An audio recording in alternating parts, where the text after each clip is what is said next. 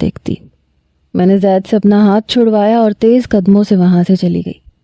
ماہر مجھے پکارتا رہ گیا، شاید میرے پیچھے بھی آ رہا تھا، لیکن سامنے آنے والے رکشے کو میں نے ہاتھ کے اشارے سے روکا اور بیٹھ گئی۔ میں نے کہا جلدی سے چلیں یہاں سے۔ مجھ پہ بدحواسی چھائی ہوئی تھی۔ میں نے کبھی سوچا ہی نہیں تھا کہ زندگی کے کسی مقام پہ میری ماہر سے یوں بھی ملاقات ہو جائے گی۔ میری آنکھوں سے آنسو بہہ رہے تھے۔ جی چاہا کہ میں اس کی نظروں سے اوجھل ہو جاؤں، کبھی دوبارہ اسے دیکھوں تک نہیں۔ میں اپنے ہاتھ کی پشت سے اپنے آنسو صاف کر رہی تھی۔ رکشے والا سامنے شیشے سے مجھے دیکھ رہا تھا۔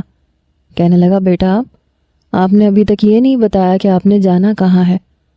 جب اپنی غلطی کا احساس ہوا تو میں نے اسے اپنے گھر کا پتہ بتایا۔ یوں تو میں بس میں جاتی تھی، لیکن آج میں رکشے میں بیٹھ گئی تھی کیونکہ مجھے ماہر سے کوئی بھی بات نہیں کرنی تھی۔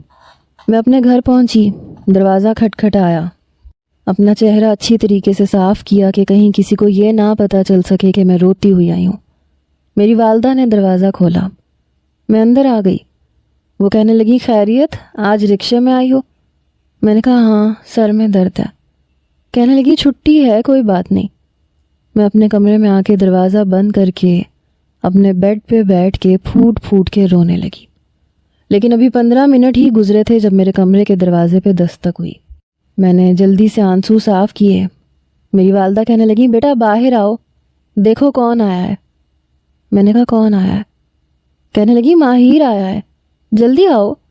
وہ یہاں تک پہنچ گیا تھا، شاید میرا پیچھا کرتے ہوئے آیا تھا۔ کیوں آیا تھا؟ میں جلدی سے واش روم میں گئی، منہ دھویا، تولیے سے چہرہ صاف کر کے باہر آئی۔ میری والدہ بہت خوش تھیں، کہنے لگی چلو باہر آؤ، جلدی آؤ۔ مجھے تو یقین ہی نہیں آ رہا کہ ماہر اسی شہر میں تھا۔ میں نے کوئی جواب نہیں دیا۔ جب میں ڈرائنگ روم میں گئی تو وہ وہیں صوفے پہ بیٹھا ہوا تھا، ساتھ میں زید بھی تھا۔ میں نہیں جانتی تھی کہ وہ اس کا بیٹا ہے۔ کہنے لگا، تم مجھے دیکھ کے وہاں سے بھاگ کے کیوں چلی گئی تھی؟ میں نے کہا بس مجھے یقین نہیں آ رہا تھا۔ کہنے لگا سمجھ میں نہیں آ رہی، تم شہر چھوڑ کے کیوں چلی گئی تھی؟ نمبر بھی بدل لیا اپنا پتہ بھی نہیں بتایا، کیوں؟ میں نے کہا بس یوں ہی، ابا کا ٹرانسفر ہو گیا تھا تو آنا پڑا، بتانے کا وقت نہیں تھا۔